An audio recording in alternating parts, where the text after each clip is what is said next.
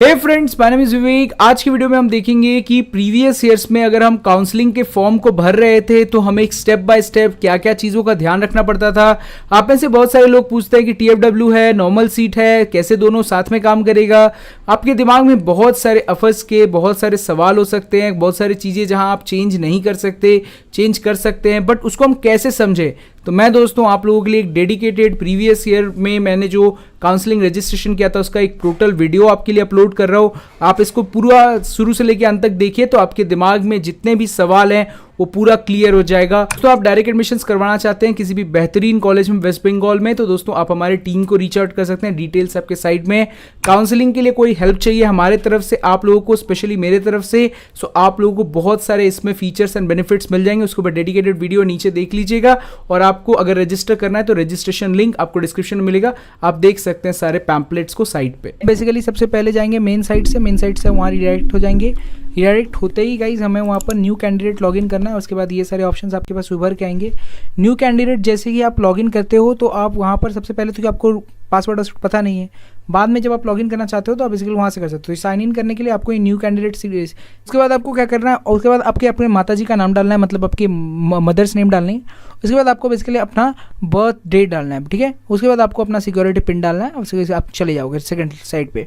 Second side पे जाते ही आपको कुछ कंफर्मेशन ये सब मिलेगा तो आपसे एग्री कर देना। उसके बाद आपके बस यहाँ पर आएगा आपकी नंबर डालने के लिए, आपको नंबर डालना पड़ेगा, आपको अपने सारी डिटेल्स भरने पड़ेंगे। तो ये सारी बातें तो हो गई गाइस। यहाँ पर हम लोग बेसिकली यहाँ पर आपके नंबर चूज़ कीजिए, नंबर वो डालिएगा। और बहुत बार ऐसा हो सकता है कि आपकी जो पहले आपने जो फ़ोन नंबर दिया था वही वैलिड हो, तो आप बेसिकली वो नंबर डालिए जो सबसे पहले बार आपने डाला था और वो नंबर आपकी वैलिड होगी। सो जैसे ही गाइज आप अपना यहाँ पर काम बना लेते हो पहले वाले पेज पे, तो आपके पास ये पूरा साइट खुल के आएगा जहाँ पर आपको बोलेगा आपके पास एप्लीकेशन फॉर्म का क्वालिफिकेशन डिटेल्स, कॉन्टैक्ट डिटेल्स और अपलोड डॉक्यूमेंट्स, ये सारे पेजेस बाद में आएंगी। तो आपको ये टाइम टू टाइम ये सारे पेजेस को एक एक करके आपको फिल करना पड़ेगा, ठीक है। तो सबसे पहले हमारा रजिस्ट्रेशन तो कंप्लीट हो गया। तो अब हम क्या करेंगे, हम बेसिकली अब क्या करेंगे, यहाँ पर एप्लीकेशन फॉर्म पे क्लिक करेंगे। तो बेसिकली एप्लीकेशन फॉर्म, अगर हम यहाँ पर जो लिखा हुआ है फिल एप्लीकेशन फॉर्म, उस पर क्लिक करते हैं तो हम बेसिकली एप्लीकेशन फॉर्म वाले पेज पे रीडायरेक्ट हो जाएंगे। तो अपने एप्लीकेशन फॉर्म में अपने जेंडर डाल सकते हो, नेशनलिटी डाल सकते हो, अपने स्टेट ऑफ डोमिसाइल डाल सकते हो और आपकी कैटेगरी डाल सकते हो। कैटेगरी वही आएगा जो बेसिकली आपने स्टार्टिंग पे भरने के टाइम पर दिया था, या फिर आप वहाँ पर नन डाल सकते हो। यहाँ पर आपको सब कैटेगरी डिटेल्स में आपकी पर्सन विद डिसेबिलिटी डाल सकते हो। ट्यूशन फी वेवर के ऑप्शन पे येस और नो का ऑप्शन आएगा, आप बेसिकली यहाँ पर येस या नो डाल सकते हो आपके प्रेफरेंस के हिसाब से। मैं हर वीडियो पे कह रहा था कि आप बाद में चेंज नहीं कर सकते, पर यहाँ पर ऑप्शंस आ चुके हैं तो आप यहाँ पर देख सकते हो कि क्या हो सकता है। तो आप यहाँ पर देख सकते हो बैंक डिटेल्स अपने ध्यान से भरना और अपने number of name of account holder डालना, जैसे कि आपके माताजी का नाम है, पिताजी का नाम डाल देना, अकाउंट नंबर डालना, कंफर्म अकाउंट नंबर करना, फिर उसके बाद आईएफएससी कोड अपने बैंक से पता करना, या फिर आपको बैंक खाते में तो लिखा ही होता है। फिर आपके बैंक नेम डालना, जैसे कि एचडीएफसी है तो एचडीएफसी डालो, बैंक ऑफ इंडिया तो बैंक ऑफ इंडिया डालो, ब्रांच नेम डालना जो बेसिकली आपका ब्रांच है।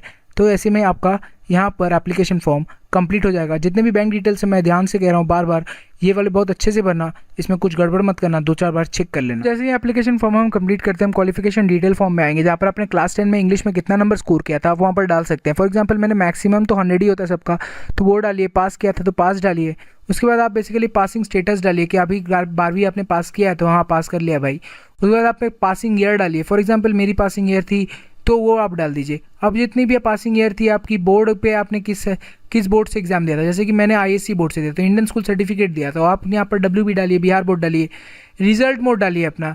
रिजल्ट मोड मतलब कि आपकी कितनी आपने कितना 12वीं में कौन सा बोर्ड डाला, उसके बाद आपकी मैक्सिमम नंबर 100 थी और उसके बाद आपकी हो गई आपने कितना परसेंटेज स्कोर किया, तो उस परसेंटेज स्कोर को डालिए।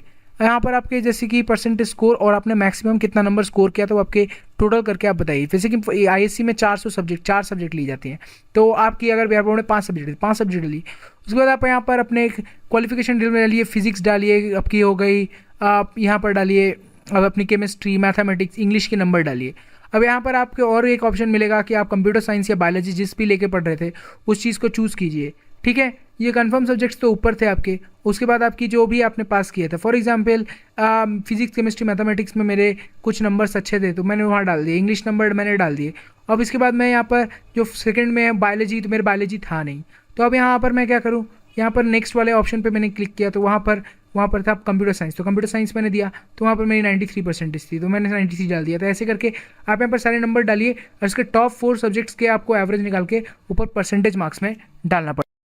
जैसे ही गाइज आप अपने कॉन्टैक्ट डिटेल्स को भर लेते हो, उसके बाद आपको अपने कॉन्टैक्ट मैंने आप अपने क्वालिफिकेशन डिटेल्स भरते हो, आप कॉन्टैक्ट डिटेल्स पे आइए, वहाँ पर अपने कॉरेस्पॉन्डेंस एड्रेस को डालिए, मतलब कि आपकी अभी की क्या एड्रेस है।